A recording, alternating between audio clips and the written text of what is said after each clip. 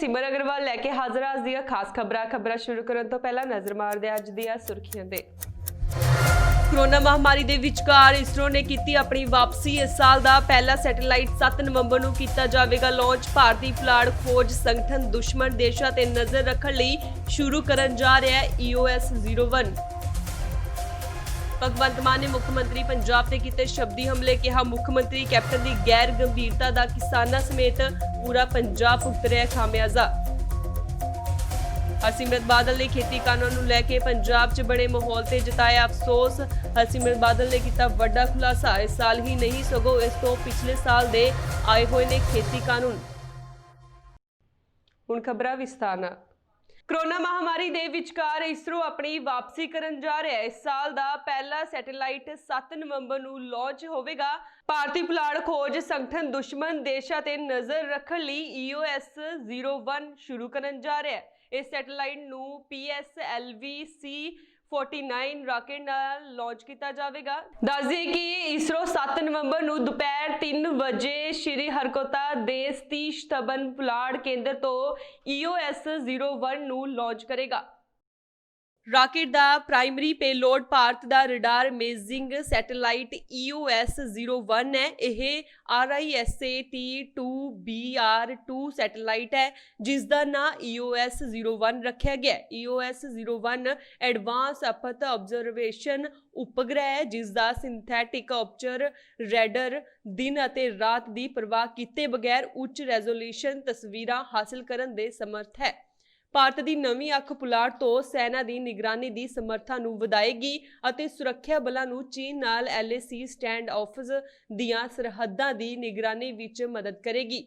ਇਸਰੋ ਨੇ ਇਹ ਵੀ ਦੱਸਿਆ ਹੈ ਕਿ ਇਸ ਵਾਰ ਸ਼ਹਿਰੀ ਕੋਟਾ ਦੇ SDSC SHAR ਵਿੱਚ COVID-19 ਮਹਾਮਾਰੀ ਦੇ ਨਿਯਮਾਂ ਦੇ ਮੱਦੇਨਜ਼ਰ ਇਸ ਵਾਰ ਮੀਡੀਆ ਕਰਮੀਆਂ ਦੇ ਇਕੱਠ ਤੇ ਪਾਬੰਦੀ ਹੈ। ਨਾਲ ਹੀ ਇਸ ਲਾਂਚ ਦੇ ਦੌਰਾਨ ਲਾਂਚ ਵੀਡੀਓ ਗੈਲਰੀ ਵੀ ਰੱਖੀ ਜਾਏਗੀ। ਹਾਲਾਂਕਿ ਲਾਂਚਿੰਗ ਇਸਰੋ ਦੀ ਵੈਬਸਾਈਟ, YouTube, Facebook ਅਤੇ Twitter ਚੈਨਲਾਂ ਤੇ ਲਾਈਵ ਹੋਵੇਗੀ। ਦੱਸ ਦਈਏ ਕਿ ਪਿਛਲੇ ਕਈ ਮਹੀਨਿਆਂ ਤੋਂ ਚੀਨ ਵੱਲੋਂ ਪੂਰਬੀ ਲੱਦਾਖ ਨੂੰ ਲੈ ਕੇ ਜਿਸ ਤਰ੍ਹਾਂ ਤਣਾਅ ਚੱਲ ਰਿਹਾ ਹੈ ਉਸ ਨੂੰ ਵੇਖਣ ਤੋਂ ਬਾਅਦ ਇਹ ਸੈਟੇਲਾਈਟ ਦੀ ਸਰਹੱਦ ਤੇ ਤਿੱਖੀ ਨਜ਼ਰ ਰੱਖੇਗਾ। ਇਸ ਦੇ ਨਾਲ ਹੀ ਪਾਕਿਸਤਾਨ ਵੱਲੋਂ ਅੱਤਵਾਦੀ ਘੁਸਪੈਠ ਦੀ ਘਟਨਾ ਨੂੰ ਜਿਸ ਢੰਗ ਨਾਲ ਅੰਜਾਮ ਦਿੱਤਾ ਗਿਆ ਹੈ ਉਸ ਤੇ ਵੀ ਸੈਟੇਲਾਈਟ ਭਾਰਤੀ ਸੈਨਾ ਦੀ ਬਹੁਤ ਮਦਦ ਕਰੇਗਾ। ਆਮ ਆਦਮੀ ਪਾਰਟੀ ਦੇ ਇਕਲੌਤੇ ਸੰਸਦ ਮੈਂਬਰ ਭਗਵੰਤ ਮਾਨ ਨੇ ਕਿਹਾ ਹੈ ਕਿ ਸੱਤਾਧਾਰੀ ਕਾਂਗਰਸ ਦੇ ਆਗੂਆਂ ਦੀ ਆਪਸੀ ਲੜਾਈ ਅਤੇ ਮੁੱਖ ਮੰਤਰੀ ਕੈਪਟਨ ਅਮਰਿੰਦਰ ਸਿੰਘ ਦੀ ਗੈਰ ਗੰਭੀਰਤਾ ਦਾ ਕਿਸਾਨਾਂ ਸਮੇਤ पूरे पंजाब खामियाजा भुगत रहा है। भगवंत मान ने कहा कि बीते कल कांग्रेसी संसद मैंबरां दे वख-वख धड़ियां ने रेल मंत्री पीयूष गोयल नाल मुलाकात की ते वख-वख बयानबाजी की है। उस तो स्पष्ट है कि कांग्रेसी च खाना जंगी सिखरां ते है। भगवंत मान ने कहा कि अपने फार्म हाउस से आराम फरमा रहे कैप्टन अमरिंदर सिंह दी ना सरकार ते पकड़ रही है ते ना ही पार्टी ते। भगवंत मान ने तंज कसिया कोई भी चोण वादा पूरा करन तो असफल रहे मुख्यमंत्री अमरिंदर सिंह हर फ्रंट ते फेल हो चुके ने। मान ने कहा कि लोकां नूं बेवकूफ बनाउंदे होए कांग्रेस दे कुछ संसदां ने बैठक दे सफल होण दा दावा कीता जदकि कुछ संसदां ने वाकआउट करन दीआं गल्लां कीतीआं। कुल मिला के नतीजा यह निकलिया कि कांग्रेसी संसदा दी बैठक का कोई फायदा नहीं होया।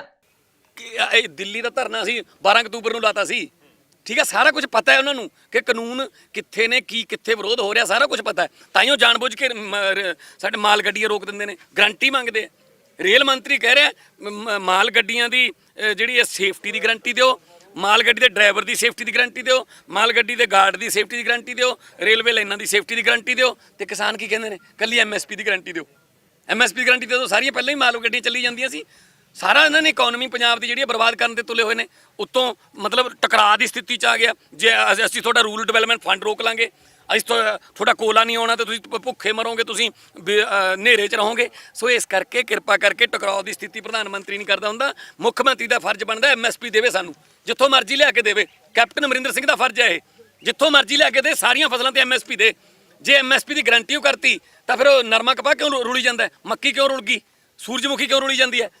सो ये सब ड्रामे ने इन्हों के। तो अच्छा उत्तों कहते जी अस्तीफा दे देंगे, इस तो ये इस्तीफे का ड्रामा भी कर सकता है। उदे कहना सी ना मैं जेब च ही रखदा हुन्ना। सो ये इस्तीफे का ड्रामा उदों जो करता हुंदा जदों उन्होंने पता लग जाए कि हाँ हुण ये इस्तीफे नाल ना मेरे सारे बाकी पिछले जिहड़े ने गलतियां ने जां जिहड़े पिछले मैं जिहड़े लोकां ते जुल्म कीते ने वो भुल जाणगे। लोग इन्ना छेती नहीं भुलदे। सो पिंडां जाके देखो, गल करो तुसीं उन्हां नाल। ਇਹ ਹਰ ਰੋਜ਼ ਨਿਤ ਨਵਾਂ ਡਰਾਮਾ ਜੀ, ਆਹ ਜੀ ਆਹ ਬੁਲਾ ਲਿਆ ਜੀ, ਹੁਣ ਉੱਥੇ ਮਿਲਿਆ ਜੀ, ਹੁਣ ਇਹਨਾਂ ਨੂੰ ਆ ਜਾਓ ਜੀ, ਜੇ ਤੁਸੀਂ ਆਉਣਾ ਤੁਸੀਂ ਆ ਜਾਓ ਜੀ, ਉਹਨਾਂ ਨੂੰ ਆਉਣਾ ਉਹਨਾਂ ਆ ਜਾਓ। ਇਹ ਕੋਈ ਗੱਲ ਹੁੰਦੀ ਹੈ ਜੀ?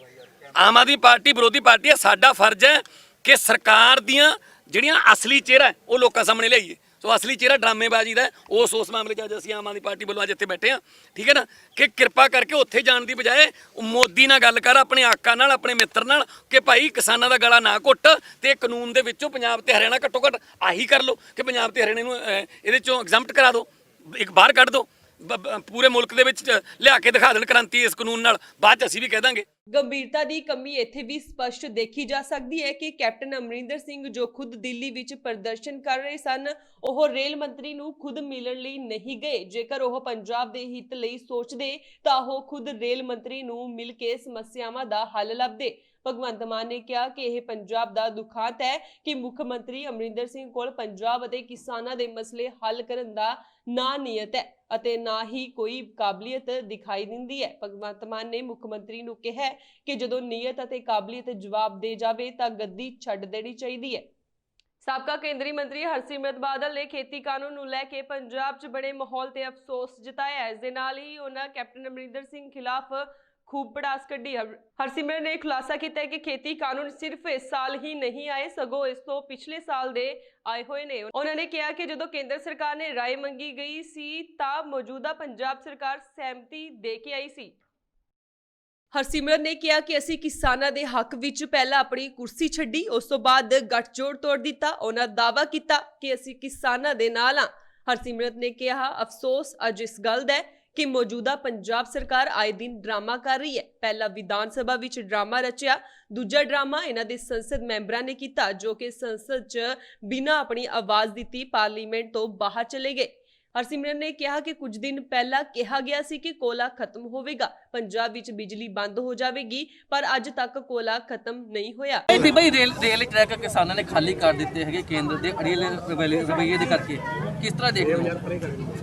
देखो बड़ी अफसोस की गल हैगी कि पिछले कई महीनों तो हुण पंजाब दे हालात लगातार जिस तरह बिगड़ते जा रहे ने, जिहड़े खेती कानून करके आ सारा पंजाब च जिहड़े हालात होए ने, ये कहानी कोई जून के महीने च जब ऑर्डीनेंस पास होए उस समय नहीं, लेकिन शुरू हुई सी पिछले साल मई 2019 च जब इस सरकार की सलाह मंगी गई सी कि इहो जे कानून बन रहे ने ते सारे मुख मंत्रियों नूं बुलाया गया सी, जिहदे विच कैप्टन साहब भी शामिल होए सी। अगली मीटिंग च वित्त मंत्री साहब नीति आयोग की मीटिंग वास्ते मुंबई गए सीगे ते लगातार उन्हां दे अफसर जाते रहे, लेकिन जिस चीज़ की पैरवाई ते देख रेख उन्होंने जिस चीज़ नूं निकारना सी पिछले साल 2019 च उत्थे तां सहमति दे के आ गए। जिहड़े कानून उन्होंने आप सूबे विच लागू कीते होए सी, कांग्रेस सरकार दे मैनीफेस्टो का हिस्सा सी, उत्थे सहमति दे के जब केंद्र की सरकार ने वो कानून लागू किए तो लोगों में रोस पाया गया। उस टाइम भी इस कांग्रेस सरकार ने, कैप्टन साहब ने कोई कोशिश नहीं की कि दिल्ली जाके इन्हां कानूनों नूं पार्लीमेंट विच आउण तो पहले ऑर्डीनेंस नूं रोकिया जाए। बल्कि मैं आ कह सकती हाँ कि जब मैनू 2020 के मई के महीने च तीजे हफ्ते च जब मेरे को फाइल आई एग्रीकल्चर मिनिस्ट्री की, जिहदे विच मैं अपना रोस भी जताया ते लगातार अपनी सरकार नूं कहा कि कोई इहो जिहा ऑर्डीनेंस या कानून नहीं बनना चाहिए जदों ताई किसानां दी ते सूबे की सरकार की उहदे विच सहमति ना हो। मैनूं नहीं पता सी कि सूबे की सरकार सहमति दे चुकी है। बार बार मैनूं आश्वासन दिया गया कि पार्लीमेंट विच आउण तो पहले किसानां दे सारे शंके दूर कर दिते जाणगे। लगातार किसानां दी मुलाकात एग्रीकल्चर मिनिस्ट्री तोमर साहब के नाल वीडियो कॉन्फ्रेंसिंग अगे पिछे कोशिश साडी आही रही कि पंजाब जिस हालात में अज पहुँच गए इस हालात नूं ना बनाया जाए, लेकिन सूबे की सरकार ने जिहड़ा फर्ज उन्हां दा बनदा सी, ये श्रोमणी अकाली दल तो मैं अपने लेवल से कर रही सी, लेकिन कांग्रेस सरकार तुसीं देखो एक बारी दिल्ली जाके इहदे वल कोई उन्होंने कदम नहीं चुकिया। बल्कि मैं आ कह सकती हाँ कि जिस किसानी संघर्ष नूं बल देण वास्ते श्रोमणी अकाली दल ने अपना हर फर्ज अदा किया, असी अपना गठबंधन छड्डिया, असी अपनी कुर्सी ठुकराती, लेकिन किसानां दे नाल खड़ के असी साबित करता कि इस लड़ाई विच असी तुहाडे नाल आ। पहले तुहाडे हक विच उस सरकार विच बह के तुहाडे हक की लड़ाई लड़न की कोशिश की, लेकिन हक जब नहीं मिलता होया दिखिया तो फिर उन्होंने ही ठुकरा के तुहाडे नाल आके खड़ गए। ਅਫਸੋਸ ਇਸ ਗੱਲ ਦਾ ਕਿ ਜਿਸ ਸਰਕਾਰ ਦੀ ਜ਼ਿੰਮੇਵਾਰੀ ਸੀ, ਪਹਿਲਾ ਡਰਾਮਾ ਵਿਧਾਨ ਸਭਾ 'ਚ ਰਚਿਆ, ਜਦ ਉਹਨਾਂ ਨੇ ਵਿਧਾਨ ਸਭਾ 'ਚ ਆਰਡੀਨੈਂਸ ਦੇ ਖਿਲਾਫ ਮਤਾ ਪਾਸ ਕੀਤਾ, ਲੇਕਿਨ ਦਿੱਲੀ ਤਾਈਂ ਉਸ ਮਤੇ ਨੂੰ ਪਹੁੰਚਾਉਣ ਦੀ ਖੇਚਲ ਨਹੀਂ ਕੀਤੀ। ਜੇ ਕੀਤੀ ਹੁੰਦੀ ਸ਼ਾਇਦ ਪਾਰਲੀਮੈਂਟ 'ਚ ਆਰਡੀਨੈਂਸ ਆ ਕੇ ਇੱਕ ਐਕਟ ਨਹੀਂ ਬਣਦਾ। ਕੈਪਟਨ ਤੇ ਤੰਜ ਕੱਸਦੇ ਸਾਬਕਾ ਕੇਂਦਰੀ ਮੰਤਰੀ ਨੇ ਕਿਹਾ ਕਿ ਦਿੱਲੀ ਵਿਖੇ ਤਮਾਸ਼ਬੀਨ ਰੂਪ ਵਿੱਚ ਧਰਨਾ ਦਿੱਤਾ ਤੇ ਰੇਲ ਮੰਤਰੀ ਨੂੰ ਮਿਲਣ ਵਾਸਤੇ ਆਪਣੇ ਐਮਪੀ ਨੂੰ ਭੇਜਿਆ। ਹਰਸਿਮਰਨ ਨੇ ਕਿਹਾ ਬਹੁਤ ਸਾਰੀ ਦਿੱਕਤਾਂ ਕਿਸਾਨਾਂ ਨੂੰ ਆ ਰਹੀਆਂ ਨੇ, ਮੁੱਖ ਮੰਤਰੀ ਨੂੰ ਚਾਹੀਦਾ ਸੀ ਕਿ ਰੇਲ ਮੰਤਰੀ ਅੱਗੇ ਜਾ ਕੇ ਇਹ ਮੰਗਾਂ ਰੱਖਣ। ਉਹਨਾਂ ਕਿਹਾ ਕਿ ਮੁੱਖ ਮੰਤਰੀ ਨੂੰ ਦਬਾਅ ਪਾਉਣਾ ਚਾਹੀਦਾ ਸੀ ਕਿ ਪੰਜਾਬ ਵਿੱਚ ਕਿਸਾਨਾਂ ਨੇ ਧਰਨਾ ਚੁੱਕ ਲਿਆ, ਤੁਸੀਂ ਪੰਜਾਬ ਵਿੱਚ ਜੋ ਭੇਜਣਾ ਹੈ ਮਾਲ ਗੱਡੀਆਂ ਰਾਹੀਂ ਭੇਜੋ।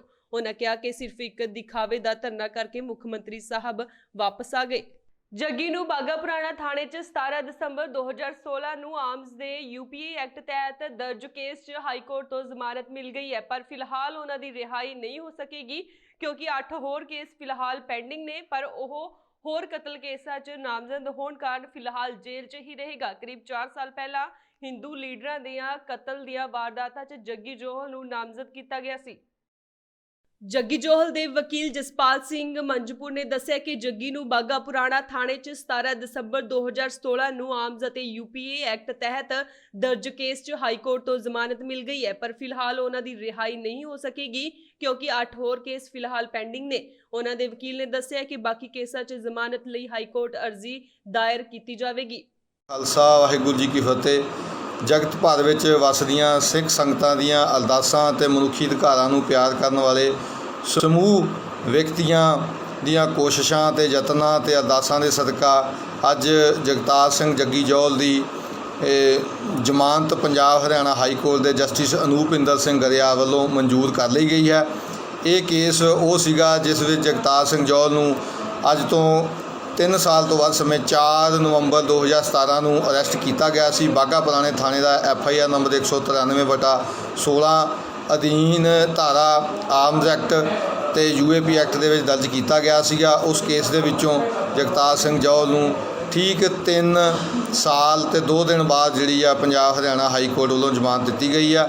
ਪਹਿਲਾਂ ਇਹ ਜ਼ਮਾਨਤ ਮੋਗੇ ਲਗਾਈ ਗਈ ਸੀ ਜਿਹੜੀ ਕਿ ਖਾਰਜ ਹੋ ਗਈ ਸੀ ਤੇ ਬਾਅਦ ਦੇ ਵਿੱਚ ਐਡਵੋਕੇਟ ਸ਼੍ਰੀ ਮਨਦੀਪ ਕੌਸ਼ਿਕ ਵੱਲੋਂ ਇਹ ਜ਼ਮਾਨਤ ਭਾਈ ਜਗਤਾਰ ਸਿੰਘ ਜੱਗੀ ਜੌਹਲ ਦੀ ਹਾਈ ਕੋਰਟ 'ਚ ਲਾਈ ਗਈ ਸੀ, ਜਿਹਦਾ ਪਿਛਲੇ ਦਿਨੀ ਬਹਿਸ ਹੋ ਗਈ ਸੀ। ਅੱਜ ਤਕਰੀਬਨ ਆਰਡਰ 'ਤੇ ਤਰੀਕ ਰੱਖੀ ਗਈ ਸੀ ਤੇ ਅੱਜ ਜਸਟਿਸ ਅਨੂਪ ਇੰਦਰ ਗਰੇਵਾਲ ਨੇ ਇਹ ਆਰਡਰ ਕਰਕੇ ਜਗਤਾਰ ਸਿੰਘ ਜੱਗੀ ਜੌਹਲ ਨੂੰ ਉਹਦੇ ਅਰੈਸਟ ਵਾਲੇ ਕੇਸ ਦੇ ਵਿੱਚ ਇਹ ਜ਼ਮਾਨਤ ਦੇ ਦਿੱਤੀ ਆ। ਤੇ ਇਹ ਵੀ ਜਾਣਕਾਰੀ ਨਾਲ ਦੀ ਨਾਲ ਹੈ ਕਿ ਉਹਦਾ ਇਹ ਕੇਸ ਡਿਸਚਾਰਜ ਹੋ ਗਿਆ। ਅਰੈਸਟ ਵਾਲੇ ਕੇਸ 'ਚ ਜਿਹਦੇ ਵਿੱਚ ਚਾਰਜ ਫਰੇਮ ਹੋ ਗਏ ਸੀ ਉਹਦੇ 'ਚ ਉਹਨੂੰ ਜ਼ਮਾਨਤ ਮਿਲ ਗਈ ਆ ਤੇ 8 ਕੇਸ NIA ਦੇ ਪੈਂਡਿੰਗ ਆ। ਸੋ ਸਾਰਿਆਂ ਦਾ ਬਹੁਤ ਬਹੁਤ ਧੰਨਵਾਦ। ਸੰਗਤਾਂ ਦਾ ਸਤਿਗੁਰੂ ਸੱਚੇ ਪਾਤਸ਼ਾਹ ਦਾ ਸਭ ਤੋਂ ਵੱਧ ਕੋਟਾਨ ਕੋਟ ਧੰਨਵਾਦ ਜਿਨ੍ਹਾਂ ਨੇ ਸੰਗਤਾਂ ਦੀਆਂ ਅਰਦਾਸਾਂ ਸੁਣਨ ਤੋਂ ਨੂੰ ਮਨਜ਼ੂਰ ਕਰਦਿਆਂ ਹੋਇਆ ਤੇ ਇਹ ਅੱਜ ਜ਼ਮਾਨਤ ਝੋਲੀ ਪਾਈ ਆ। ਸਟੇਟ ਸਪੈਸ਼ਲ ਸੈੱਲ ਵੱਲੋਂ ਜੱਗੀ ਜੋਹਲ ਨੂੰ ਪੰਜਾਬ 'ਚ ਹਿੰਦੂ ਲੀਡਰਾਂ ਸਣੇ ਕੀਤੇ ਕਤਲਾਂ ਦੀਆਂ ਵਾਰਦਾਤਾਂ 'ਚ ਨਾਮਜ਼ਦ ਕਰਨ ਤੋਂ ਬਾਅਦ ਤਫਤੀਸ਼ NIA ਨੂੰ ਸੌਂਪ ਦਿੱਤੀ ਗਈ ਸੀ। ਜੱਗੀ ਜੋਹਲ ਤੇ ਸਿਆਸੀ ਕਤਲਾਂ, ਅੱਤਵਾਦੀਆਂ ਸਰਗਰਮੀਆਂ ਕਰਾਉਣ ਤੇ ਖਾਲਿਸਤਾਨੀ ਸੰਗਠਨਾਂ ਨੂੰ ਫੰਡ ਮੁਹੱਈਆ ਕਰਾਉਣ ਦੇ ਇਲਜ਼ਾਮ ਲੱਗੇ ਸਨ।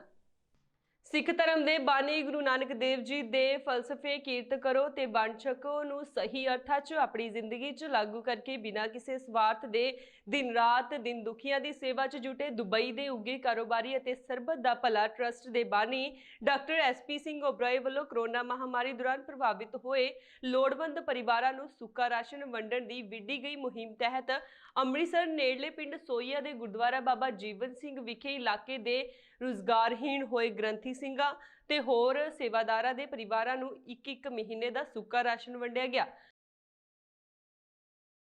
ਰਾਸ਼ਨ ਵੰਡਣ ਪਹੁੰਚੇ ਸਰਬੱਤ ਦਾ ਭਲਾ ਚੈਰੀਟੇਬਲ ਟਰਸਟ ਦੇ ਮਾਝਾ ਜ਼ੋਨ ਦੇ ਸਲਾਹਕਾਰ ਸੁਖਦੀਪ ਸਿੱਧੂ, ਜ਼ਿਲ੍ਹਾ ਪ੍ਰਧਾਨ ਸੁਖਜਿੰਦਰ ਸਿੰਘ ਹੇਰ, ਜਨਰਲ ਸਕੱਤਰ ਮਨਪ੍ਰੀਤ ਸੰਧੂ, ਵਿੱਤ ਸਕੱਤਰ ਨਵਜੀਤ ਸਿੰਘ ਕਈ ਨੇ ਦੱਸਿਆ ਕਿ ਸਰਬੱਤ ਦਾ ਭਲਾ ਚੈਰੀਟੇਬਲ ਟਰਸਟ ਵੱਲੋਂ ਡਾਕਟਰ SP ਸਿੰਘ ਓਬਰਾਏ ਦੀ ਸਰਪ੍ਰਸਤੀ ਹੇਠ ਹੁਣ ਤੱਕ ਕਰੋਨਾ ਮਹਾਮਾਰੀ ਕਾਰਨ ਪ੍ਰਭਾਵਿਤ ਹੋਏ 2 ਲੱਖ ਤੋਂ ਵਧੇਰੇ ਲੋੜਵੰਦ ਪਰਿਵਾਰਾਂ ਨੂੰ 1-1 ਮਹੀਨੇ ਦੇ ਸੁੱਕੇ ਰਾਸ਼ਨ ਦੀਆਂ ਕਿੱਟਾਂ ਵੰਡੀਆਂ ਜਾ ਚੁੱਕੀਆਂ ਨੇ। ਉਹਨਾਂ ਦੱਸਿਆ ਕਿ ਟਰਸਟ ਵੱਲੋਂ ਅੰਗਹੀਣ ਵਿਅਕਤੀਆਂ ਤੋਂ ਇਲਾਵਾ ਵੱਖ-ਵੱਖ ਗੁਰੂ ਘਰਾਂ ਅੰਦਰ ਚੱਲਣ ਵਾਲੀਆਂ ਸ਼੍ਰੀ ਅਖੰਡ ਪਾਠ ਸਾਹਿਬ ਜੀ ਦੀਆਂ ਲੜੀਆਂ ਤੇ ਹੋਰ ਧਾਰਮਿਕ ਸਮਾਗਮ ਅੱਜ ਪਹਿਲਾਂ ਦੀ ਤਰ੍ਹਾਂ ਨਾ ਹੋਣ ਕਾਰਨ ਰੋਜ਼ੀ ਰੋਟੀ ਤੋਂ ਅੱਤਰ ਹੋਏ ਲੋੜਵੰਦ ਪਾਠੀ, ਰਾਗੀ, ਢਾਡੀ ਸਿੰਘਾਂ, ਕਵਿਸ਼ਰਾਂ ਅਤੇ ਕਥਾਵਾਚਕਾਂ ਦੇ 15,000 ਤੋਂ ਵਧੇਰੇ ਲੋੜਵੰਦ ਪਰਿਵਾਰਾਂ ਨੂੰ ਵੀ ਸੁੱਕਾ ਰਾਸ਼ਨ ਵੰਡਿਆ ਗਿਆ। ਕੋਵਿਡ-19 ਦੇ ਜਿਹੜਾ ਪ੍ਰਕੋਪ ਹੈ ਉਹਦੇ ਚੱਲਦਿਆਂ ਭਾਵੇਂ ਕਿ ਹੁਣ ਅਨਲੌਕ ਦੀ ਪ੍ਰਕਿਰਿਆ ਜਾਰੀ ਆ, ਪਰ ਫਿਰ ਵੀ ਬਹੁਤ ਸਾਰੇ ਵਰਗ ਇਹੋ ਜਿਹੇ ਨੇ ਜਿਨ੍ਹਾਂ ਨੂੰ ਅਜੇ ਵੀ ਕੋਈ ਦਿੱਕਤਾਂ ਆ ਰਹੀਆਂ ਨੇ ਕਾਫੀ ਸਾਰੀਆਂ, ਖਾਸ ਕਰਕੇ ਰੁਜ਼ਗਾਰ ਦੇ ਮਾਮਲੇ 'ਚ ਜਿਹੜੇ ਲੋਕ ਵਾਂਝੇ ਹੋਏ ਨੇ, ਰੁਜ਼ਗਾਰ ਖੁੱਸਿਆ ਉਹਨਾਂ ਦੇ ਵਿੱਚ ਪਾਠੀ ਸਿੰਘ ਜਿਹੜੇ ਨੇ, ਪ੍ਰਚਾਰਕ, ਰਾਗੀ, ਢਾਡੀ, ਉਹਨਾਂ ਦੇ ਪ੍ਰੋਗਰਾਮ ਜਿਹੜੇ ਪਹਿਲਾਂ ਵਾਂਗੂ ਚੱਲ ਨਹੀਂ ਰਹੇ। SP Singh, doctor SP Singh ਬਰਾਏ ਹੋਰਾਂ ਨੇ ਸਰਬੱਤ ਦਾ ਭਲਾ ਟਰਸਟ ਦੇ ਜਿਹੜੇ ਬਾਨੀ ਨੇ, ਮੁਖੀ ਨੇ, ਉਹਨਾਂ ਨੇ ਲੰਬੇ ਸਮੇਂ ਤੋਂ, ਜਦੋਂ ਤੋਂ ਇਹ ਲਾਕਡਾਊਨ ਸਟਾਰਟ ਹੋਇਆ ਸੀ, ਕੋਵਿਡ ਦਾ ਪ੍ਰਕੋਪ ਚੱਲਿਆ ਸੀਗਾ, ਉਦੋਂ ਤੋਂ ਹੀ ਇਸ ਵਰਗ ਵਾਸਤੇ ਉਹਨਾਂ ਨੇ ਰਾਸ਼ਨ ਦੀ ਸੇਵਾ ਜਿਹੜੀ ਸੀ ਉਹ ਐਲਾਨ ਕੀਤਾ ਸੀ, ਟਰਸਟ ਆਪਣੇ ਸਿਰ ਤੇ ਨਿਭਾਏਗਾ। ਸੋ ਲੱਖਾਂ ਪਰਿਵਾਰਾਂ ਨੂੰ ਹੁਣ ਤੱਕ ਰਾਸ਼ਨ ਦੀ ਜਿਹੜੀ ਸੇਵਾ ਹੈ, ਕਿੱਟਾਂ ਜਿਹੜੀਆਂ ਨੇ ਉਹ ਵੰਡੀ ਜਾ ਚੁੱਕੀ ਆ। ਅੱਜ ਅੰਮ੍ਰਿਤਸਰ ਜ਼ਿਲ੍ਹੇ ਦੇ ਪਿੰਡ ਸੋਹੀਆਂ ਖੁਰਦ ਉੱਥੇ ਗੁਰਦੁਆਰਾ ਬਾਬਾ ਜੀਵਨ ਸਿੰਘ ਵਿਖੇ ਅਸੀਂ ਇੱਥੇ ਆਏ ਹਾਂ। ਲਗਭਗ 100 ਤੋਂ ਵਧੇਰੇ ਜਿਹੜੇ ਪਰਿਵਾਰਾਂ ਨੂੰ ਰਾਸ਼ਨ ਦੀਆਂ ਕਿੱਟਾਂ ਵੰਡੀਆਂ। ਇਸ ਦੌਰਾਨ ਪਾਠੀ ਸਿੰਘਾਂ ਤੇ ਆਗੂ ਅੰਮ੍ਰਿਤਪਾਲ ਸਿੰਘ, ਸੁਰਜੀਤ ਸਿੰਘ, ਨਰੈਣ ਸਿੰਘ, ਸੁਲੱਖਣ ਸਿੰਘ, ਸਰੂਪ ਸਿੰਘ ਆਦਿ ਨੇ ਔਖੀ ਘੜੀ ਵੇਲੇ ਗੁਰੂ ਘਰ ਦੇ ਵਜ਼ੀਰਾਂ ਦੀ ਮਦਦ ਲਈ ਅੱਗੇ ਆਉਣ ਸਰਬੱਤ ਦਾ ਭਲਾ ਚੈਰੀਟੇਬਲ ਟਰਸਟ ਦੇ ਮੋਢੀ ਡਾਕਟਰ ਐਸਪੀ ਸਿੰਘ ਓਬਰੋਏ ਦਾ ਵਿਸ਼ੇਸ਼ ਤੌਰ ਤੇ ਸ਼ੁਕਰਾਨਾ ਕਰਦਿਆਂ ਕਿਹਾ ਕਿ ਸਿੱਖਾਂ ਦੀ ਸਤਿਕਾਰਤ ਹਸਤੀ ਡਾਕਟਰ ਓਬਰੋਏ ਵੱਲੋਂ ਪੂਰੀ ਦੁਨੀਆ ਅੰਦਰ ਲੋੜਵੰਦ ਲੋਕਾਂ ਲਈ ਕੀਤੇ ਜਾਂਦੇ ਪਰਉਪਕਾਰਾਂ ਨਾਲ ਸਿੱਖ ਕੌਮ ਦੇ ਨਾਲ ਸਮੁੱਚੀ ਪੰਜਾਬੀਅਤ ਦਾ ਸਿਰ ਫਖਰ ਨਾਲ ਉੱਚਾ ਹੋਇਆ। ਵਾਹਿਗੁਰੂ ਜੀ ਕਾ ਖਾਲਸਾ, ਵਾਹਿਗੁਰੂ ਜੀ ਕੀ ਫਤਿਹ। ਗੁਰੂ ਰੂਪ ਗੁਰੂ ਪਿਆਰੀ ਸਾਧ ਸੰਗਤ ਜੀ, ਅੱਜ ਪਿੰਡ ਮੂਦਲ ਦੇ ਵਿੱਚ ਡਾਕਟਰ ਐਸਵੀ ਸਿੰਘ ਜੀ ਓਬਰਾਏ ਸਰਬੱਤ ਦਾ ਭਲਾ ਚੈਰੀਟੇਬਲ ਟਰਸਟ ਵੱਲੋਂ ਜੋ ਗੁਰੂ ਕੇ ਵਜ਼ੀਰਾਂ ਦੀ ਪਹਿਲਾਂ ਵੀ ਡਾਕਟਰ ਸਾਹਿਬ ਨੇ ਸਾਡੀ ਬੇਨਤੀ ਨੂੰ ਪ੍ਰਵਾਨ ਕੀਤਾ ਸੀ। ਪਹਿਲਾਂ ਵੀ ਤਕਰੀਬਨ 100 ਦੇ ਲਾਗੇ ਲੋਕਡਾਊਨ ਦੇ ਦੌਰਾਨ ਗੁਰੂ ਕੇ ਵਜ਼ੀਰਾਂ ਦੀ ਇਹਨਾਂ ਨੇ ਸੇਵਾ ਕੀਤੀ ਆ। ਅੱਜ ਫੇਰ ਸਾਡੀ ਬੇਨਤੀ ਨੂੰ ਇਹਨਾਂ ਨੇ ਪ੍ਰਵਾਨ ਕੀਤਾ ਹੈ। ਡਾਕਟਰ ਐਸਪੀ ਸਿੰਘ ਓਬਰਾਏ ਹੁਣਾਂ ਨੇ ਜੋ ਸਾਡੇ ਕੋਲ ਵੀਰ ਉਹਨਾਂ ਦੇ ਪਹੁੰਚੇ ਨੇ, ਡਾਕਟਰ ਐਸਪੀ ਸਿੰਘ ਓਬਰਾਏ ਹੁਣਾਂ ਦੇ, ਉਹਨਾਂ ਨੇ ਤਕਰੀਬਨ ਅੱਜ ਵੀ 104 ਕਿੱਟਾਂ ਸਾਡੇ ਕੋਲ ਪਹੁੰਚੀਆਂ ਵਾ, ਜੋ ਅਸੀਂ ਬਹੁਤ ਬਹੁਤ ਧੰਨਵਾਦ ਕਰਦੇ ਹਾਂ ਡਾਕਟਰ ਐਸਪੀ ਸਿੰਘ ਓਬਰਾਏ ਸਾਹਿਬ। ਤਿਉਹਾਰਾਂ ਤੇ ਨਕਲੀ ਦੁੱਧ ਅਤੇ ਖੋਏ ਤੋਂ ਮਿਠਾਈਆਂ ਤਿਆਰ ਕਰ ਲੋਕਾਂ ਦੀ ਸਿਹਤ ਨਾਲ ਖਿਲਵਾੜ ਕਰਨ ਵਾਲਿਆਂ ਖਿਲਾਫ ਸਿਹਤ ਵਿਭਾਗ ਲਗਾਤਾਰ ਕਾਰਵਾਈਆਂ ਕਰ ਰਿਹਾ ਹੈ, ਜਿਸ ਦੇ ਚੱਲਦਿਆਂ ਗੁਰਦਾਸਪੁਰ ਵਿੱਚ ਸਿਹਤ ਵਿਭਾਗ ਦੀ ਟੀਮ ਵੱਲੋਂ ਇੱਕ ਆਟੋ ਨੂੰ ਚੈੱਕ ਕੀਤਾ ਗਿਆ ਜੋ ਦੂਸਰੇ ਜ਼ਿਲ੍ਹੇ ਵਿੱਚੋਂ ਮਿਠਾਈਆਂ ਲਿਆ ਕੇ ਗੁਰਦਾਸਪੁਰ ਵਿੱਚ ਵੇਚਦਾ ਸੀ, ਜਿਸ ਨੂੰ ਚੈੱਕ ਕਰਨ ਤੇ ਉਸ ਕੋਲੋਂ 50 ਕਿਲੋ ਦੇ ਕਰੀਬ ਨਾ ਖਾਣਯੋਗ ਮਿਠਾਈ ਬਰਾਮਦ ਹੋਈ, ਜਿਸ ਨੂੰ ਸਿਹਤ ਵਿਭਾਗ ਵੱਲੋਂ ਮੌਕੇ ਤੇ ਹੀ ਨਸ਼ਟ ਕਰ ਦਿੱਤਾ ਗਿਆ ਅਤੇ ਬਾਕੀ ਮਿਠਾਈਆਂ ਦੇ ਸੈਂਪਲ ਲੈਬੋਰੇਟਰੀ ਭੇਜ ਦਿੱਤੇ ਗਏ।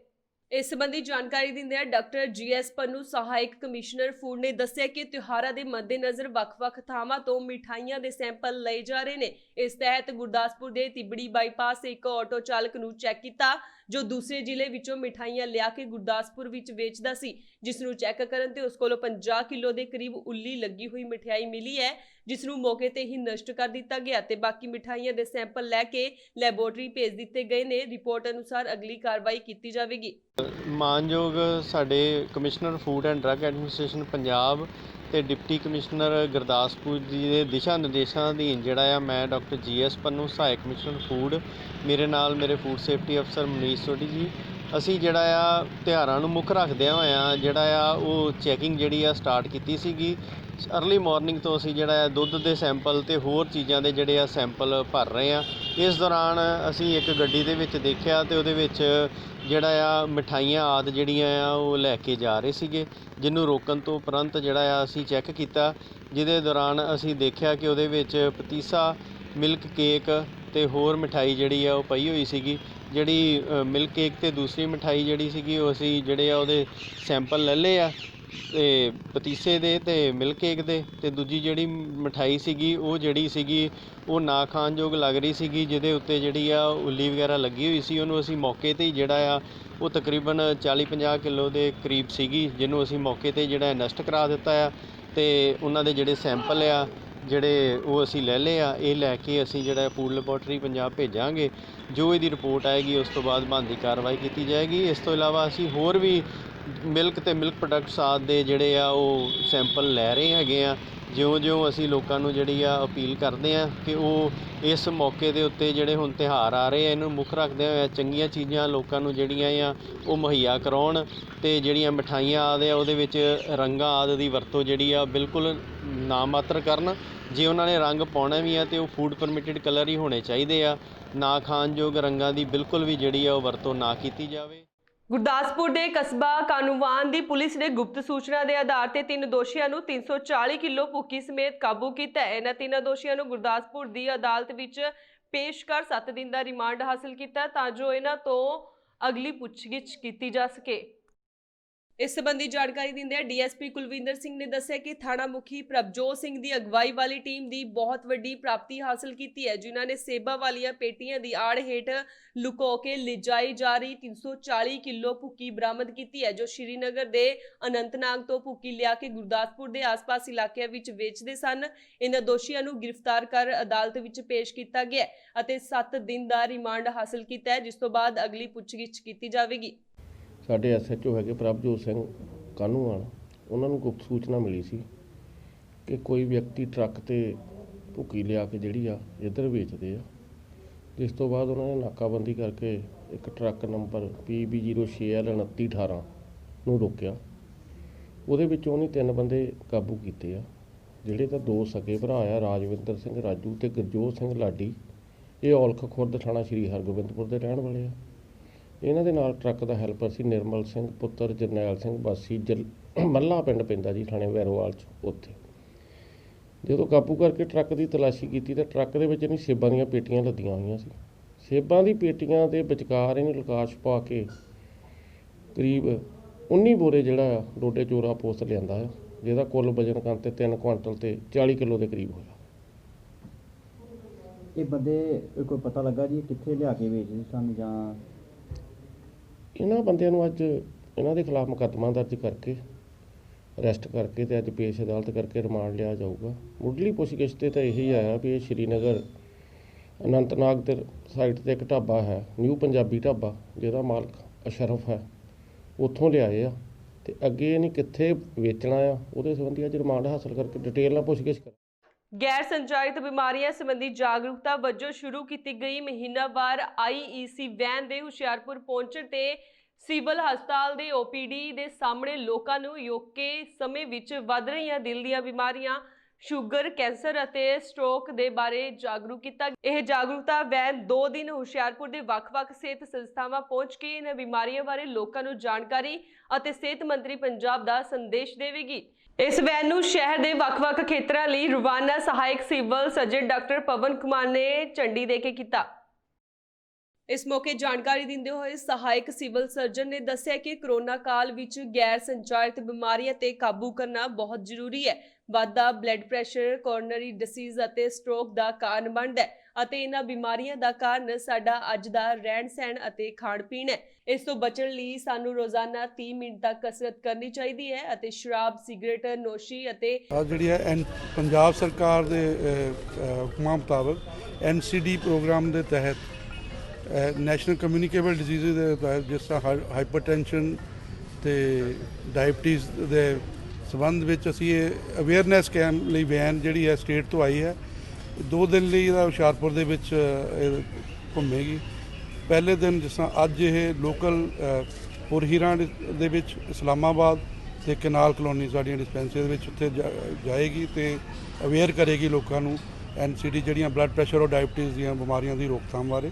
ਤੇ ਕੱਲ੍ਹ ਨੂੰ ਇਹ ਜਿਹੜੀ ਇਹ ਫੀਲਡ ਦੇ ਵਿੱਚ ਜਾ ਕੇ ਤੇ ਲੋਕਾਂ ਨੂੰ ਵੱਖ-ਵੱਖ ਪਿੰਡਾਂ ਦੇ ਵਿੱਚ ਜਾ ਕੇ ਅਵੇਅਰ ਕਰਨਗੇ ਤੇ ਉਸ ਤੋਂ ਬਾਅਦ ਫਿਰ ਜਿਹੜੀ ਅੱਗੇ ਗੁਰਦਾਸਪੁਰ ਨੂੰ ਜਾਵੇਗੀ। ਇਸ ਮੌਕੇ ਡਾਕਟਰ ਰਜਿੰਦਰ ਰਾਜ ਨੋਡਲ ਅਫਸਰ ਨੇ ਦੱਸਿਆ ਕਿ ਸਰਕਾਰ ਵੱਲੋਂ NPCDCS ਪ੍ਰੋਗਰਾਮ ਤਹਿਤ ਸਾਰੀਆਂ ਸਿਹਤ ਸੰਸਥਾਵਾਂ ਤੇ NCD ਕਲੀਨਿਕਾਂ ਤੋਂ 30 ਸਾਲ ਉੱਪਰ ਵਿਅਕਤੀਆਂ ਲਈ ਰੂਟੀਨ ਵਿੱਚ ਰਕਤਚਾਪ ਜਾਂਚ, ਸ਼ੂਗਰ ਜਾਂਚ, ਇਲਾਜ ਅਤੇ ਕਾਉਂਸਲਿੰਗ ਦੀਆਂ ਸੇਵਾਵਾਂ ਦਿੱਤੀਆਂ ਜਾਂਦੀਆਂ ਨੇ ਜੋ ਬਿਲਕੁਲ ਮੁਫਤ ਨੇ। ਹਾਂਜੀ, ਬਿਲਕੁਲ ਫ੍ਰੀ ਹੁੰਦਾ ਜੀ ਔਰ ਟਾਈਮ ਸਿਰ ਅਗਰ ਮਰੀਜ਼ ਪਹੁੰਚ ਜਾਵੇ ਤੇ ਇਹਦੇ ਵਿੱਚ ਬਚਾਅ ਵੀ ਹੈ। ਜਿੱਦਾਂ ਇਸ ਸਪੈਸ਼ਲੀ ਸਟ੍ਰੋਕ ਅਧਰੰਗ ਦੇ ਦਿਨ ਤੋਂ ਇਹ ਸ਼ੁਰੂ ਕੀਤੀ ਗਈ ਹੈ ਔਰ 29 ਤਰੀਕ ਨੂੰ ਇਹ ਮਨਾਇਆ ਗਿਆ ਸੀ ਵਰਲਡ ਸਟ੍ਰੋਕ ਡੇ, ਉਸ ਦਿਨ ਤੋਂ ਇਹ ਚੱਲ ਰਹੀ ਹੈ। ਔਰ ਇਹਦੇ ਵਿੱਚ ਇਹੀ ਮੈਸੇਜ ਹੈ ਕਿ ਜੇ ਕਿਸੇ ਨੂੰ ਅਧਰੰਗ ਦਾ ਅਟੈਕ ਆਉਂਦਾ ਹੈ ਕਿ ਕੋਈ ਬਾਂਹ ਦੇ ਵਿੱਚ ਕੋਈ ਕਮਜ਼ੋਰੀ ਮਹਿਸੂਸ ਹੁੰਦੀ ਹੈ ਜਾਂ ਫੇਸ ਦੇ ਵਿੱਚ ਤੁਹਾਨੂੰ ਲੱਗਦਾ ਹੈ ਕਿ ਇੱਕ ਪਾਸੇ ਨੂੰ ਫੇਸ ਜਾ ਰਿਹਾ ਜਾਂ ਬੋਲਣ ਵਿੱਚ ਕਠਿਨਾਈ ਹੋ ਰਹੀ ਹੈ, ਉਹ ਅਧਰੰਗ ਦੇ ਲੱਛਣ ਹੋ ਸਕਦੇ ਆ ਔਰ ਜਲਦੀ ਤੋਂ ਜਲਦੀ ਉਹਨੂੰ ਨੇੜੇ ਦੇ ਹਸਪੀਟਲ ਵਿੱਚ ਪਹੁੰਚਾਉਣਾ ਚਾਹੀਦਾ ਤਾਂ ਕਿ ਟਾਈਮ ਸਿਰ ਉਹਨੂੰ ਉਹਦੀਆਂ ਜਿਹੜੀਆਂ ਮਾੜੂ ਪ੍ਰਭਾਵ ਆ ਉਹਦੇ ਤੋਂ ਬਚਾਇਆ ਜਾ ਸਕੇ। ਔਰ ਇਹ ਸਾਰੀਆਂ ਸਰਵਿਸਿਜ਼ ਫ੍ਰੀ ਮਿਲਦੀਆਂ ਸਾਡੇ ਹਸਪੀਟਲਸ ਵਿੱਚ। ਸੋ ਇਹ ਸੀ ਅੱਜ ਦੀਆਂ ਖਾਸ ਖਬਰਾਂ। ਹੋਰ ਪ੍ਰੋਗਰਾਮ ਵੇਖਣ ਦੇ ਲਈ ਜੁੜੇ ਰਹੋ ਇੰਡੋਸ ਟੀਵੀ ਦੇ ਨਾਲ ਤੇ ਉਦੋਂ ਤੱਕ ਮੈਨੂੰ ਦਿਓ ਇਜਾਜ਼ਤ। ਧੰਨਵਾਦ।